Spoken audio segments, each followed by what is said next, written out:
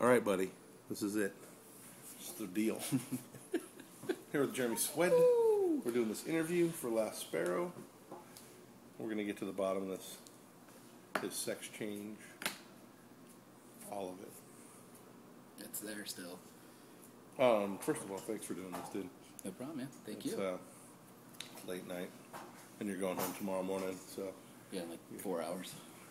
Yes, exactly. You have to get up early. You're bumming. I'm just going to sleep on the plane. And, yeah. I ain't scared. Just all in your lady's seat, too. Just... She just went to sleep, too. All up in your lady's seat, for sure. Oh, yeah. Well, let's just get to it. Let's just do it so then you can get the fuck out of here. When's your first involvement with tattooing? Like your first, what was the first tattoos you saw, or your first conscious knowledge of tattooing? It's probably when I was very young. The first two tattoos that I ever seen was on my dad and on my grandfather, but it was in a weird kind of way. Yeah. In the late 70s, probably like 79, maybe even early 80, my dad was diagnosed with cancer and brain tumors. So they had to do some treatments on him. He had to have surgeries. And when they would do the treatments on his head, like radiation, they actually had the dots tattooed on his head to line up the machine. So I always wondered what they were, and I would always ask him, and he'd tell me they were tattoos, but wouldn't really go into specifics about it. And I was born in '76, so I was still very, very young. And then growing up, my grandfather had a tattoo on his forearm, and I would always ask about it ask my dad about it, and he would never say shit about it. But it turns out he was in a concentration camp in Hungary. Yeah, he was. Him and my grandmother met when they were younger, and she was Roman Catholic, and he was Jewish, and it was forbidden. But he got, when he was in his late teens, they put him in a concentration camp, gave him his tattoo, and he wasn't in there too long. And then they had my uncle and my dad, and they moved to Memphis. And he always kept it covered because a lot of Nazi sympathizers in the States at the time, and they actually changed our last name to Swed from something else, which I just recently found out. Schwartz was my original last name. May the Schwartz be with you. So then, as I was growing up, I kind of, I saw it and always asked. My dad would never talk about it. Never talk about it. Mm-hmm. And then, as I got older, I kind of put two and two together and figured out what it was. And when I first brought it up to him, he, kind of explained in very short detail. It was just something the family never really talked about on my dad's side of the family. So that was my first two interactions with tattoos. And I was always just amazed that something could be put in skin and stay forever. It was just crazy. Right. And then my dad used to work on old VWs when we were younger, like between the ages, 8 and probably, 10 or 11. I would always, he would always be working on old cars, like old VWs with a buddy of his who went by the nickname Dude, which was pretty awesome as I got older and saw The Big Lebowski. That was pretty crazy that this dude was already named the Dude. But he had some cool old military tattoos, like army tattoos from the 70s and 80s and stuff. So those were my first interactions with tattoos growing up. And then there was a kid, I remember in the 8th grade, there was a kid who, in the 8th grade, got his forearm tattooed, like just some... What the fuck? In the 8th grade? Yeah. So his forearm tattooed? Yeah. So that was like the late 80s. It was probably around... What did he get? It was a skull. But when I think about it, it was, it just some shitty homemade tattoo. But it was, the kid was in 8th grade and had his forearm tattoo. I just thought it was amazing. That kid eventually, ended up dying some years before high school ended. But he was the kid that always smoked cigarettes during gym class, never dressed out type guy. Like the rebel. Right. The rebel. Yeah. Well, I would say with a fucking tat on their forearm. Yeah. Serious case of I don't give a fuck. Yeah. So how did you get into tattooing? Oh man. What made you want to become a tattooer? Like, how did you... I mean, just seeing people with tattoos, and I think the first moment I knew I was really into tattoos and wanted to get them, and then possibly do them, because I had, all I took was art classes in high school and junior high, which is like anything that was art I took, like even wood shop and metal shop. I was like, it's somewhat artistic, I'm taking it.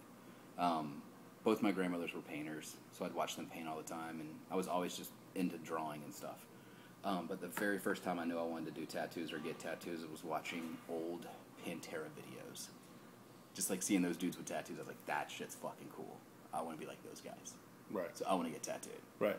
So, all through high school, I was always just, anytime I could get my hands on a tattoo magazine, if I was at the store and they would sell it to me, it was always next to the fucking tit mags and, like the Hustlers and the Penthouses and shit. Right. Half the time they wouldn't sell them to, younger kids. If I could get my hands on one, I was all about it. So I'd get them and read them, try to draw what was in them. So I was thinking, if I drew like that, then I could become a tattooer. So I would just start filling up, just sketchbooks of just tattoo designs. Right. And then after I got out of high school, it was, it kind of fell into my lap pretty weird. It was go to college or get a job. So I was like, all right, Mom, no problem.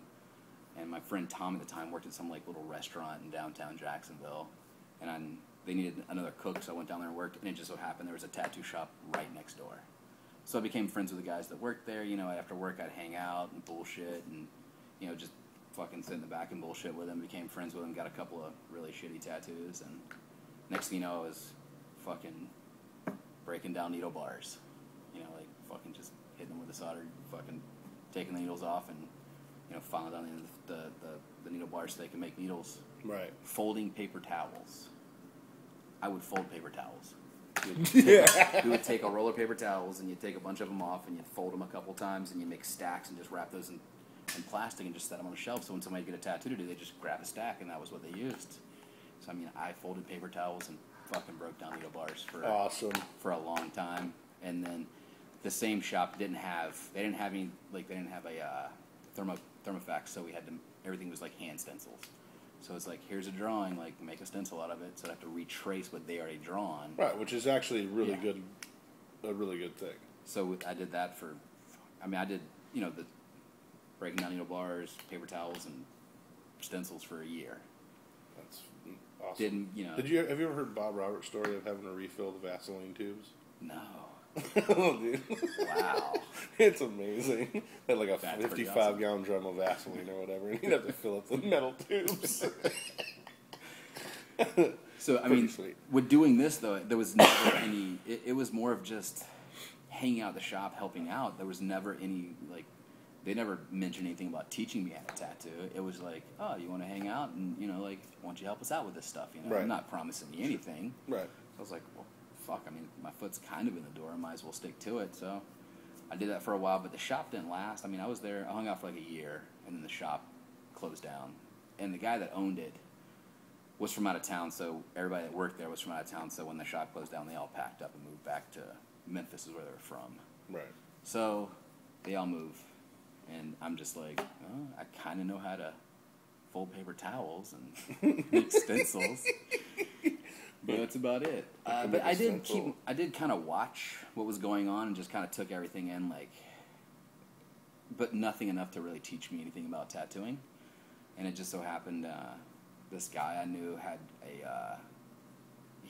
I don't know how he came across it, if it was traded through drugs or whatever. If he bought it, it was the old Huck Spalding kits with the fucking lunchbox power supply. And, he just wanted to get rid of it, so I offered him $100 for the whole thing. So I had a tattoo set up. I was like, I'm going to tattoo some of my friends now. I did about 4 or 5 tattoos and was just this is fucking a lot harder than I thought it was going to be. And I knew this girl that worked at a shop, and she was like, the guy that I work for, randomly hires people. He's always looking for new people. So she's like, you should just come by and talk to him. So I did. And I had no portfolio. He's like, all right, so just bring someone in and tattoo him tomorrow, see what you can do. So I brought this girl I was dating at the time in. I tattooed a little angel off the J.D. Crow flash on her back, and luckily I didn't fuck it up. So he's like, all right, you can work a couple days a week, but you got to learn some more stuff. So I was like, all right, cool. So I started working a couple days a week and started working, work a couple days a week. And what shop was this? This is, it was called West Side Tattoo in Jacksonville. It was owned by a guy named Robbie West. Mm-hmm. But Nick Wagner worked there. And it was when he was kind of a couple years into tattooing. I think he's been tattooing a couple years more than me. I'm at 17 years now, so he was, I'll tell you what, he was pretty brutal in the beginning. It was, the slightest mess up, it was... Who, Nick? Yeah, don't fucking do that again. All right, man? Like, just quit doing the shit you're doing. So I was like, all right. You're trying to, at the time, it was like people would come in and be like, oh, I want to get this scorpion with no outline, but I want it to go from red to orange to yellow. No outline. I'm like, oh, yeah, I can do that, no problem. How hard is it? I'll just outline it red, outline it orange. He's like, don't ever fucking do that shit again. So he helped me a lot in the beginning. I kind of cut my teeth there with him. And I worked there for a little while. About a year and a half I worked there. Him beating the shit out of me with, telling me what to do and what not to do. And then I left there and worked for another guy in town who, we'll just say I'll leave nameless at this point. He's no longer around, but we didn't really get along too well either way. But that's kind of where I really started kind of picking up and learning more and more about tattooing. He was pretty strict about how he wanted everybody in his shop to tattoo. Like, he had to use specific inks, specific needles, all that stuff. And by this point, I knew how to make my own needles, but he was pretty adamant about people buying needles pre-made. And at the time, Dermographics was like one of the only companies making like pre-made needles. Right. And it was fucking expensive at that point. No, yeah, for sure, man. But he was like, you got to use these fucking needles. And I remember I hated them so much because they would dip the ends in that fucking plastic. And when you pulled the plastic off, it'd have plastic stuck inside the needles, like the liners, and you had to fucking take a razor and dig them out. And then you had to fucking re-sterilize them because your fucking finger fucked the shit out of the needle. So it's like, it was always a fucking headache. But I just bought some and kind of kept those stashed to the side. So when he was there, I'd be like, oh yeah, I got my needles. I'd be at the house making fucking needles. That's awesome. Never in my life ever heard anybody like hiding to make needles. Yeah, it was ridiculous. This guy was kind of a weird guy. He was we didn't really see eye to eye on a lot of things because he was in this whole like Guy Aitchison, I want a tattoo like Guy Aitchison type thing. Everything. Like, he would buy all the books that Guy Aitchison would put on. If there was a convention anywhere near us, he would go to the convention just to watch him. I personally was just more into the whole like San Francisco fucking tattoo scene. Right. Like, you guys at 222 and like all that shit. That's what I would buy magazines just to see mostly your stuff and see like Whitehead stuff was like what I really wanted to see back then a lot. Right. I like that shit a lot. So I was like trying to do that stuff and he was totally against it. That's why we eventually kind of parted ways after a long time, because I wouldn't do the style he wanted to do, which I thought was kind of ridiculous, like doing the same style. Everybody in the shop doing the same style was just ridiculous. Or even just kind of like him trying to force someone into doing the style he does. It just... Right. No, it seems wrong. Yeah, it's like...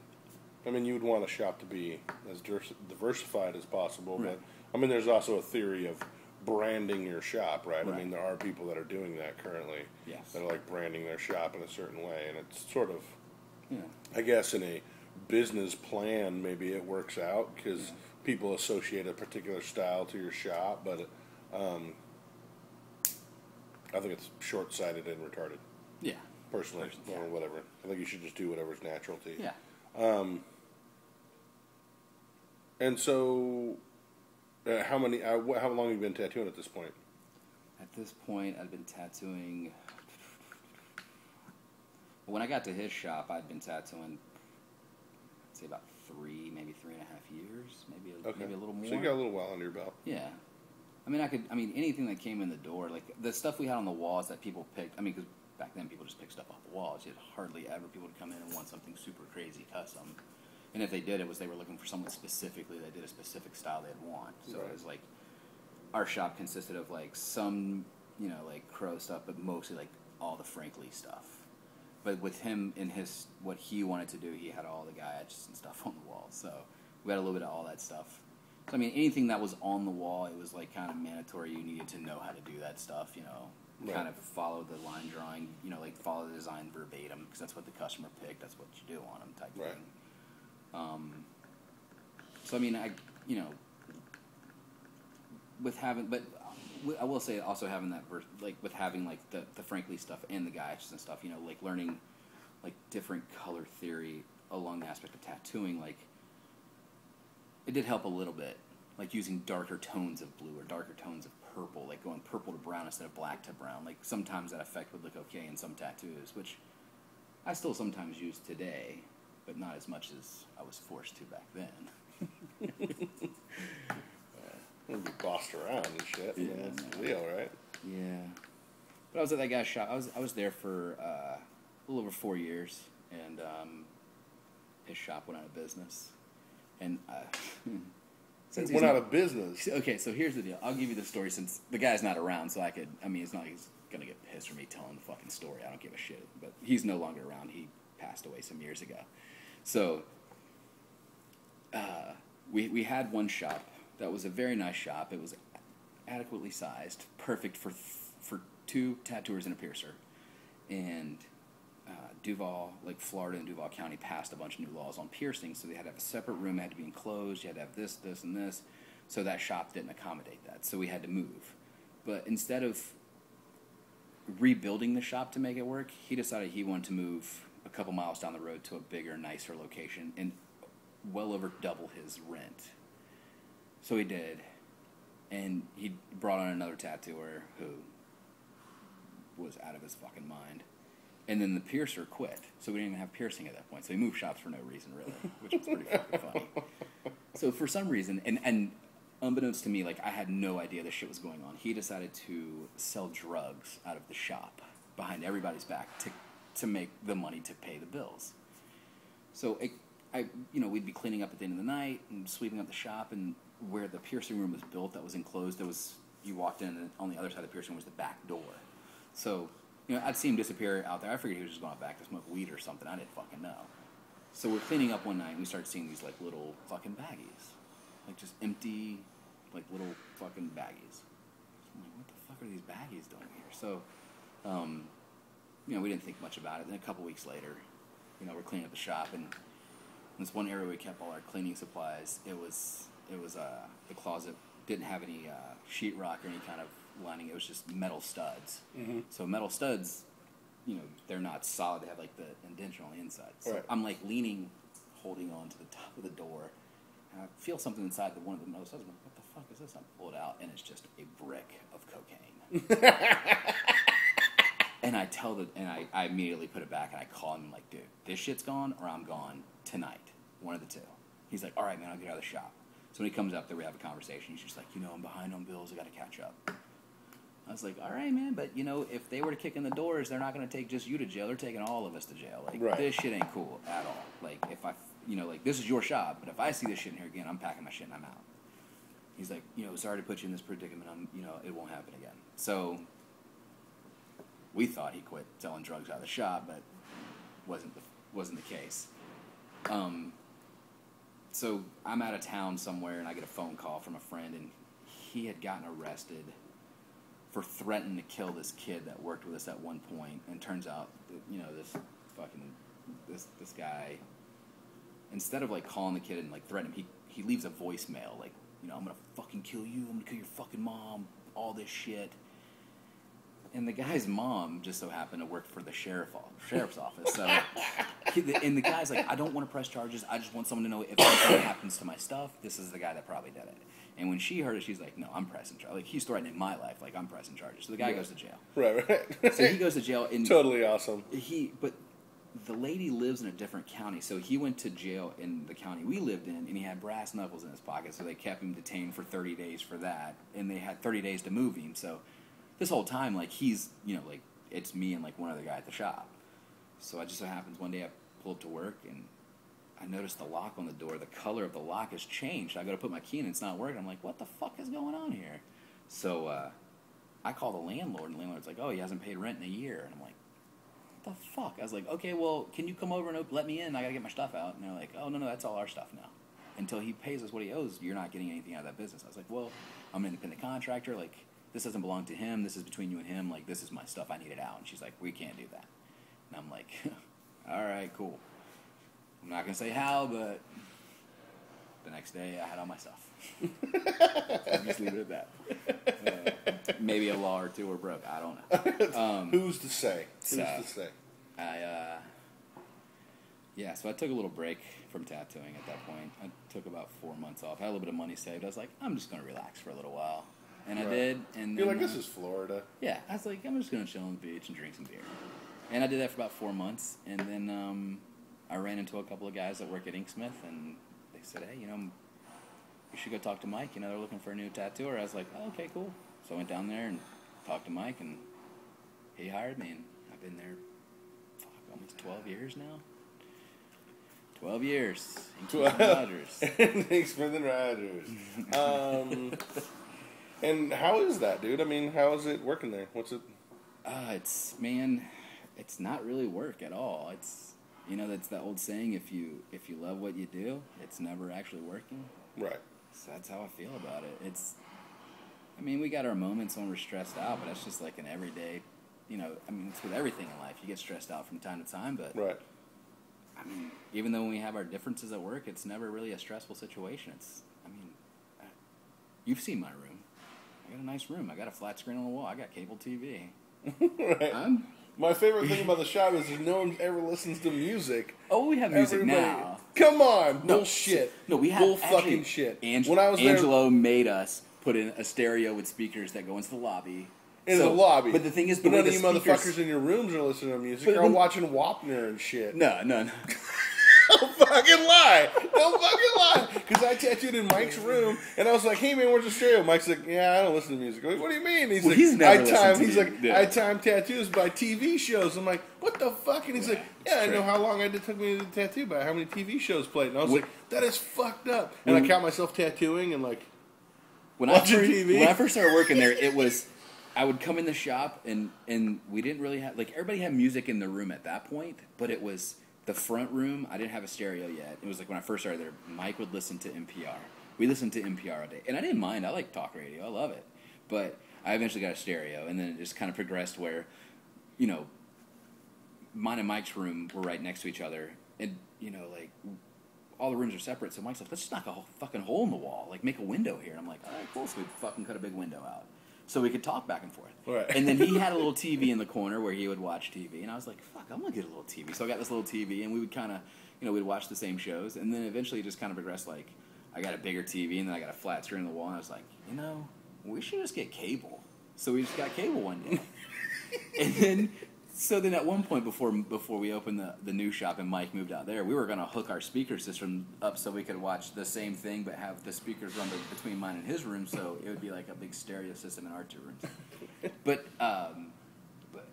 we have this, we have the stereo out in the front. We keep music playing all the time. And what's funny is, people give a shit about the TV, but I find out that people I tattoo, especially if they're getting tattooed for hours and hours, they find it more relaxing. They can just sit there and focus on the television. Right. Just sometimes they'll bring in DVDs and watch movies. Right. I'm like, you got a Netflix account? Cool. I got an Apple TV set up. Log onto your Netflix, pick a fucking movie, watch it, and lay on the table.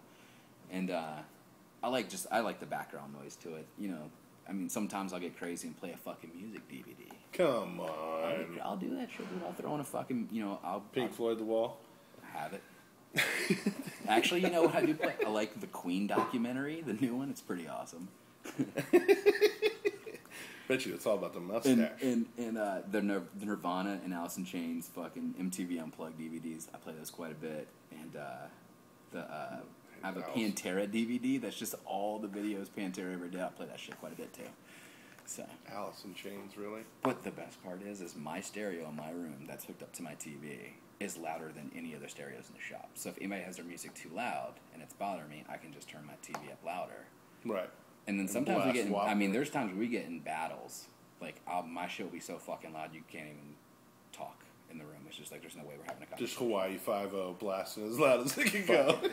I've done it. But I do, and my wife gives me shit about it. I have a really weird regimen. I do watch the news at night at 6 o'clock. I watch the local news, and then I watch the national news, and then regiment. And then I watch Jeopardy. And that's people can come get tattooed whenever they want, but they're not controlling the TV between the hours of 6 and 8 o'clock because I'm watching the news and Jeopardy. My wife gives me shit about it.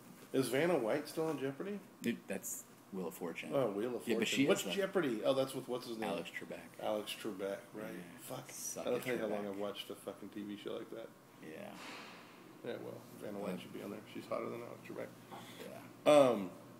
So you travel a lot or no? I mean, not that much anymore. Once I got married and had kids, I'd rather sit at home with them. Right, I'm sure. I mean, I like. How's that like affected your tattooing? How's that changed your tattooing? I think it's made it better. I mean, I ask you this because I know my own life, and I've actually everybody I've ever interviewed that has kids, I always ask them about their kids because it's had a profound effect on my tattooing. You know, it's made me feel totally different about it. It's made me like love doing it. It's made me love just the sitting through it and just sitting there and doing it because it was yelling at me. Yeah. And demanding shit. And it actually makes my job so much more peaceful. Like, I just enjoy the craft of it. It's pretty cool. So, how's it happened for you? Well, I mean, I don't get as much time. Actually, I get no time to draw or paint at home anymore. Right. So, when I do have that, and not having that time at home anymore, before I was married and, had kids and with my wife, I guess take it for granted. Not, like I'd be sitting around the house watching TV and be like, oh, I'll paint or whatever, and just be like, I'll fucking get to it later. And now it's like when I'm at the shop and in between appointments or, like I go in a few minutes early or later, it's like I take every moment I have to work on a drawing or to paint something to kind of spin with that because I don't. So I feel like I've kind of, I guess, finally buckled down and spent more time working on drawing and painting, which. But I don't know, man. It's it clearly shows in your tattooing. Like I feel like whenever I see your tattoos, the current ones I'm always dumbfounded. I'm always like, God damn! Like that makes two of us. Because I'll get finished with tattoo and be like, I just did this shit. Like, what the fuck happened here? Like, I feel on that part. But the crazy thing is, I mean, a lot of people tell me they like my stuff. I still fucking hate 75% of it, and I think hate's a strong word. I dislike 75% of my tattoos, and I think it's because I'm just really hard on myself. Because I'll look at the tattoo afterwards, I'll take a picture and be like, oh, I'll put this on Instagram or I'll put it on Facebook or something, And then I'll start looking at it more and more, and I'll see parts I just really dislike about it. And I go, fuck this shit. I'm not putting this on there. I could just see someone making some comment about it or something, like picking it apart or something. Which everybody's like, dude, quit being so fucking hard. But I think that's what just keeps pushing me more and more after tattooing for 17 years. That kind of thing pushes me just to keep trying harder. Like, there's more for me to learn. Like, I got to do better every day. And if I don't, I feel like if I don't push myself every day, there's 5 dudes standing behind me that's gonna fucking surpass me. Right, which is the truth, dude. So I feel like if I want to keep bringing my income to take care of my kids and my wife, because my wife's a stay-at-home mom, we rely on my income, so it's like I got to fucking bust my ass to make shit look nice, so these dudes don't take my money. Right. So that's what really pushes me, is that, just in that aspect. Right. No, for sure. I mean, in this modern state of tattooing, there are so many killer tattooers now. Oh, yeah. I mean, like, when I started tattooing, there was, a handful of fucking great tattooers and a whole bunch of fucking just dumbasses that were just making scabs, Colored scabs all over the place. Yeah. And now there's, dude. I mean, there's kids that have been tattooing 4 years that are fucking killer. Oh, I know. That are doing fucking awesome tattoos. The best part about those kids are the ones I go, man, that's a really cool way to do that tattoo. I might try that next. Like, I like the way they kind of laid that part out. I think I might try that next. Man, yeah, there are fucking a lot of good tattooers out there that have been tattooing that long that are fucking killing it. Yeah, I mean, I think they've just started tattooing in an age where information is abound. Where it's like totally available. People give that shit out like it ain't nothing. You know what I mean? Like, everybody figured out that chrome bendy thing didn't work out, so they don't have to go there. Everybody, you know what I mean? Speaking of that chrome bendy thing, I got a fucking stack of magazines this high in my house still with that chrome bendy shit that I fucking was pulling off of. Hella chrome bendy shit.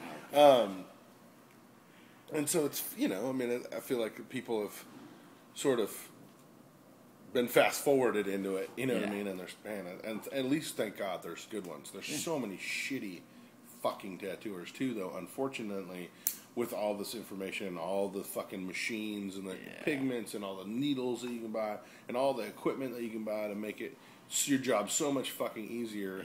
Yeah. And there's still people that just suck so bad. It's just goddamn amazing. I think those people that are just I think there's a lot of people out there that have the potential to be amazing tattooers. They just get caught up in the coolness of it, right. And they have the people that go, oh, that shit looks really nice, and they're just like, fuck learning more. Like, I'm cool, and they're fucking stuck in their ways, and they're never gonna be better because they don't fucking push themselves to be better. Right. And they'll be stuck doing those same shitty tattoos day in and day out. And you find just the sheer fact of trying not to get surpassed keeping you going from fucking stuff. Pretty much, yeah.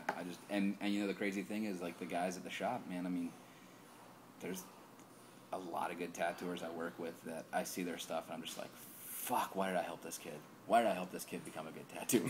Why the fuck am I teaching this kid anything? Like, why am I critiquing his stuff for him? God, he's going to be so much better than me. But it's that shit. It's the people I work with. It's the people, you know, fuck, it's Instagram, that kind of shit that just fucking keeps pushing me. It's like I see that shit, I'm just like, God damn, I got to do better. Right. So speaking of Instagram, how do you think it's like fucking changed it all, man? It's crazy.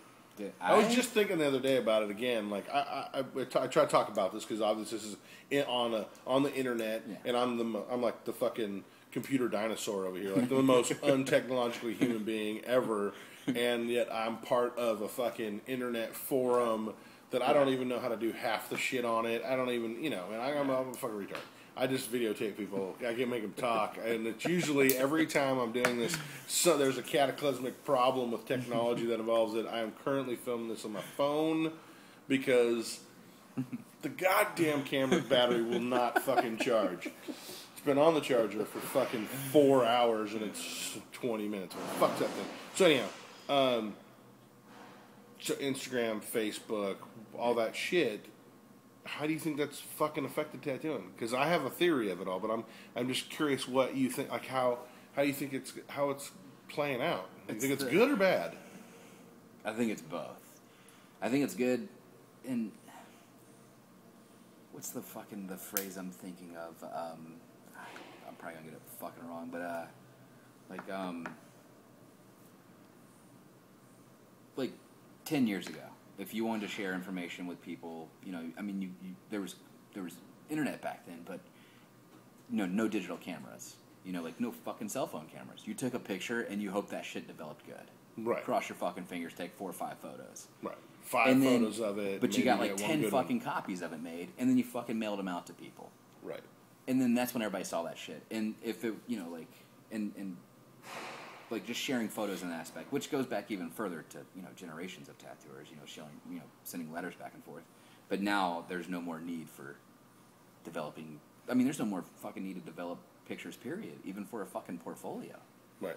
I mean, it's got. You can make a portfolio on your iPhone. Dude, my portfolio I brought with me, I haven't put a new photo in 3 years. It's like people are like, oh, can I see some of your stuff? And I grab it and they go, oh, cool. And I'm like, I got some more stuff right here, and I'll show them fucking pictures on my phone, which is kind of fucking ghetto, but I print some goddamn pictures. That's what I'm saying. Well, no, but I'm saying you can go on fucking Blurb or whatever the fuck and make a portfolio book. Yeah. You probably don't even have to get off of your iPhone. You can probably make it on your iPhone and probably. Yeah. And you never do shit, you know, and then just a book shows up from the World Wide Web and you're fucking styled out. But it's like the moment of now. It's like everybody can see what you did 5 minutes ago right now. Right. Post on the internet. Right. But, and I think it kind of takes I don't know, some of the fun of just fucking printing shit up and sending it and expecting that, and you get that fucking package and then you're like, oh shit, I got a cool stack of photos. Right. And, I mean, I still got a shitload of, I got fucking probably 8 or 9 fucking, like, little fucking, you know, photo albums of just stuff that we sent back and forth in the mail years ago, you know? Right. And, like, you know, like, just, it's cool for reference, it's cool just to check out, just to have, but, you know, now it's just the moment of now. It's like, oh, you like that, like, you know, whoever stuff's on Instagram, that they just take a fucking screenshot or something, that's your fucking reference or something. Right. People do that kind of shit. And I think that's the downfall of it, but I think the upside is, I mean, fucking self-promotion like a motherfucker. Right. I mean, it's like, hey, I'm traveling here, make appointments, you know, that kind of aspect of it. You know, I'm doing this convention, I have this fucking t-shirt, these prints, these paintings. And you can kind of, you know, have stuff prepared before you go to see if it's even worth going or not. You know, what's going to work for you or not. You know, like right. I feel like I'm always waiting. I'm like, I'm gonna wait and see how this pans out. I'm gonna see how this Facebook thing pans out. See if how I should play this. If I should be serious about it or play it casual. Like as if I'm gonna get serious at any moment. Be like, oh, all of a sudden I'm a fucking self-promoter or something. You know. Yeah. I'm the most unself-promoting human being ever. Oh, me too. My wife's always like, put that on there. Put this on the computer. Put this on I don't even take a picture, dude. And I'm like, all right, I will in 5 minutes. All right, give me 10 minutes. I'll put something on there. And I'm just like, 3 days later. I finally tried to take a picture with my camera at work. I was like, all right, take a picture of this dude's sleeve. And the fucking battery's dead in my camera. I was like, fuck my fucking life, dude. God damn it. And on my iPhone, the screen's scratched. So it's like, the lens is scratched. So it looks like you're underwater. Exactly what you look like right now. It's like you're covered in Vaseline. It's awesome. But yeah, I tried to take a picture recently too, and I couldn't find my fucking charger to charge my fucking battery, and I'm like tearing my fucking house apart. Right.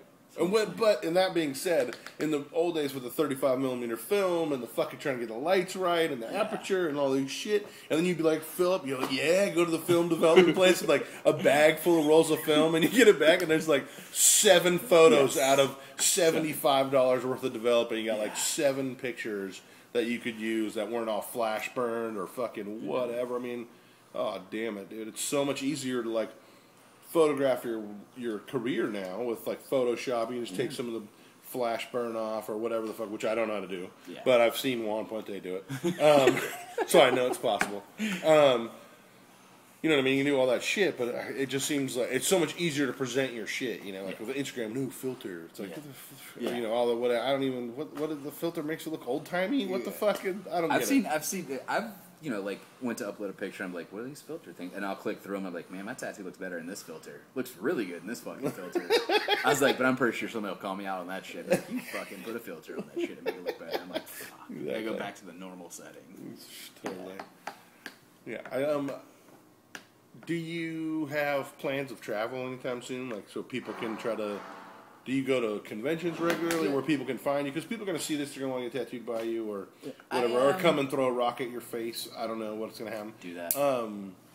People, you know, how do people get a hold of you? Do you have websites and personal assistants and management? I have a phone number. You can call me. I mean, I got Instagram, Swed Tattoo. I mean, I got Facebook. Our shop has a website, but I'm like you, and I'm not tech savvy. I don't have a website. I don't have a blog, any of that stuff. I mean,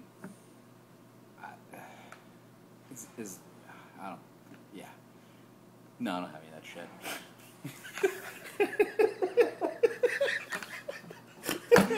Awesome. Carrier pigeon.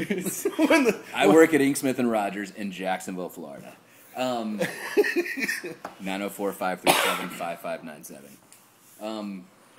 As a traveling wise, I used to travel a lot. I mean, I spent like 6 months out of the year out of town traveling, and it was amazing. But I found through all those travels that I pretty much hate everywhere I went except for like 3 places on the fucking map. Well, 4 places on the map. I tend right now. I go to Hot Stuff Tattoo in Asheville. Go work with Danny Reed and those guys. Okay. Fucking, I mean, great town. You know, awesome great people to work with. Shop. And I go to Richmond, Virginia. I work at Absolute with Mike also Ritty a fucking incredible tattoo Brian shop. and those guys. Fucking amazing guys. And my third favorite would be here with you guys. And then the other place I've is this place Love Hate in Scotland, in Edinburgh, Scotland, and those are probably my 4 places I like to go to. I'm a creature of habit. I like my comfort. I don't like to be outside of my comfort zone. You don't like to be too far from sweet tea is what the problem is. Now it's coffee. Dude, I can't be away from coffee too long. And you can get coffee anywhere. I made coffee earlier. Like, man, I've had a lot of fun on this trip, but the first couple of days sucked. Until you found coffee? Until I found coffee. Right. Well, we were down in Southern California. I won't name any names or places, but the hotel we stayed at did not provide coffee. So we had to get up, get ready, go find a coffee place, and by that point it was just not good. falling apart. Awesome. So I'm just a creature of habit. I like to do certain things, I like things a certain way. I like to be comfortable, and I found myself the older I get, when I travel certain places, I just don't feel comfortable, so I don't tend to go back to those places or want to go to those places. Right. And a lot of it has to do with the people I'm around, and they make it comfortable for me. Not like my fucking, doing things for me, but just say, like, make it comfortable for me, like being hospitable. Right. In that sense. So I don't really like to travel too much anymore, but, I mean, if I had to pick, it'd be, Asheville, Richmond, and here would be my places that I'd like to visit. You're going to do the Richmond Convention this year, right? Yes. When is that? That's in November. I don't know the exact dates, but it's in between my youngest son's birthday and Thanksgiving, so it's between the 12th and the last week of November, so it's right around that time. Which has turned into a really good convention since Nate and CJ started putting it on. Awesome. Took it over. Really good. I also do the other convention I do quite a bit is the Rochester Convention in upstate New York. That one Jet puts on. That one's located up there. Phenomenal convention. A lot of people get tattooed. I mean, it's good. It's not. Jet puts that one on? Yeah. Okay. It's really good. It's a fun little town. I mean, it's nothing too crazy, but it's everybody that does it. It's a real comfortable environment. It's just a lot of people coming through. A lot of he gets a lot of good tattooers there, so it's definitely one I recommend people checking out if they're in that area for sure. Okay. Other than that, I mean, I don't really do any other conventions. I used to do a lot more. I used to do the one out here, but not really into them that much anymore, Yeah, fuck them all. I like sitting at home. It's a circle jerk now, anyways. Yeah. Too many people in one place, Yeah. So. You're getting crusty and old, you know that, right? Huh? Yeah, no shit, dude. Do you have any, major influences? Like, you have any people that are, that are major influences in you? Or not people or things or people or artists outside of tattooing or anything like that? Well, you don't have to give up any secrets, so if you have your secret reference Bible, you don't have to... Well, I mean, early in the beginning, like I said, both my grandmothers were painters, and one of my grandmothers used to paint eggs, like these little weird, she would boil eggs and then clean the, blow the inside out. Yeah, and paint, little flower designs. I always thought it was pretty cool. She was always, a big influence, when I was younger. I'd try to emulate, on paper, what she would do on eggs, which was cool, but, for tattooing coming up, I came up in the early, mid-90s, when the whole scene in tattooing out here was the fucking hot shit, dude, the whole, everlasting and scared the fucking shit out of me. We gotta take a break and clean the fucking pants off. Like the guys at Everlasting, 222, that whole era of tattooing, when I would, like I said, when I buy magazines, I wanted to see stuff from San Francisco. I wanted to fucking see that shit, because that was the cool shit then, So, and I still have a lot of that shit, at my house. You probably got amazing photographs. I got some pretty good photos. I got some pretty good photos of you. Oh, man. I bet Mike Wilson has incredible photos of me. I think I saw some with blonde hair. Oh, yeah, I had fuck yeah. That was the last hurrah. Was bleach. The last time was my punk lifestyle was I bleached my hair, and that was the last one. I remember one of the good interviews I remember was there was one with Jeff Whitehead, but he was, that's when he had his fucking... Dapper Dan? Oh, yeah. He said that haircut was for men. It's for men. That's what he'd say. It's for men. Check out your hair, dude. It's for men. It's for men. Yeah, that was... Did you ever see the style when he grew it out and he had the crazy comb over flock of seagull fucking thing he had going on? I missed that one. Fucking incredible. When he grew his hair long again, he had still had it part on the side, but he had this insane fucking curl wave fucking Tony Hawk, crazy long weird crazy thing growing out. It was pretty sweet. That was not so much for men. He used to have the Rollins cut and shit, and he had that thing all tightened up. Yes. Another the stuff I would look for back then, like Lou Sagata stuff. Dude, I don't believe you forgot about that guy. Dude, yeah, his He's stuff still was around. cool. What's his deal? No, he passed away years ago, dude. Really? Yeah. Who was the other dude that was super fast? Remember the dude that was super fucking fast? He tattooed Jimmy with a fucking sharpened needle bar? Ooh. Or some shit. It was like there was like a fucking. Was that Segato? Mm-hmm. He was in Miami. Was it Ken Cameron? No, not Ken. Okay. Ken's just a regular, you know. Yeah. No, this dude, whatever. Yeah. Sidebar, whatever. But yeah, I would look for his stuff. I mean, he was fucking killer, dude. He was man, I'm bummed he died, dude. Are you fucking kidding me? Maybe I knew he died and I completely forgot about it. And I'm just gonna be bummed twice now about it. That was a long time ago. It happened. Yeah, I remember. It's like when I first. What, he OD or what happened? I don't know. Oh fuck.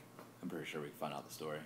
I'm sure. Can people leave comments on this video? Of course they will. Someone leave a story about what fucking happened, please. So Scott will Of course fucking there know, will be. please. Of course there'll be some shit about this. Leave some shit on it. Of course there will be. His stuff, like early fucking Chris Trevino stuff. Well, not early, but like right. No. before what he's into now. Like that. Before the Jeff hoary name. Cribb has a fucking panther on his leg from Chris Trevino that is just fucking mind blows me. Right. That fucking mind blown when I see that thing. It's amazing, dude. Right. And like his stuff, Dave Lum stuff, I was always really into. Like Dave Gibson stuff back in the day when he still was in San Diego was fucking amazing. I used to love seeing his shit.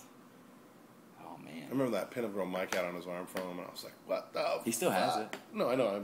I know. When the first time I saw it, I was like, "What the fuck, man? Look at that thing." Yeah, man. Yeah, his shit was fucking so cool. You know what's crazy is like working in Jacksonville. You know, like I always kind of heard of Mike Wilson when I was coming up and tattooing, but never went and got tattooed. Oh, dude, I was petrified to go in that fucking shop in the beginning. Like when I first started. He tattooing. probably would never even have been there. He probably would have been staying in my apartment. Probably. He was never there forever. I mean, he was always gone. But yeah, like the guys that worked there at the time, though, like when I was, like in the late '90s, when I was, a couple years into it and all that shit, it was, like that list of guys that worked there, it was just so intimidating. Like I wanted to go get tattooed there, but I was just fucking scared to go get tattooed by those guys. So, it's like, and also seeing that place, like driving by there all the time when I was younger, like, cause they moved into the shop the one on Atlantic's been there since either 88 or 89, it's been there. The concrete was poured out front in 90, I know that. And that was done by Eric, so it was, and they did that a couple years after being there, so. But I remember, I was still in, middle school then, we'd drive out to the fucking beach with my mom and see fucking Eric's old, like, red Impala out front, and it looked like something in Miami because it had a glass block everyone, like, on parts of the building, and I'd be like, that shit's cool, it's a tattoo shop, Right. So it's pretty humbling, like working there now, like seeing that shit growing up, just being like the cool shit you drove by. Now working there is pretty awesome. So, man, but seeing Mike's interview way back then in International was like, this guy's here in town. Like I could get tattooed by him if I had the fucking balls to go do it, but I never did. So, and then all the other guys that worked there back then were really good too. Like Wayne Gorento back then was fucking amazing. Freckface. Yeah, he's not the same Wayne Gorento anymore. I haven't seen him in forever. I don't know if I've seen Freckface. He's still tattooing. I just don't know where. I remember him back then. I don't know where. Wayne Gorento, if you watch this, leave us a comment where you're at, so we'll know now. Okay. I don't know. Freckface Wayne. I don't know the fuck happened to him. Is there any more shit you want to say? I like to party. I like to party. I don't know.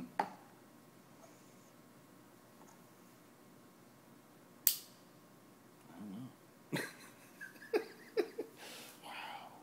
Let's do it. All right, buddy. Yeah. I think that's about all I got in me, I think. Sweet. Thanks for doing this, man. I really appreciate it. No problem, man. No problem, dude. Thank you.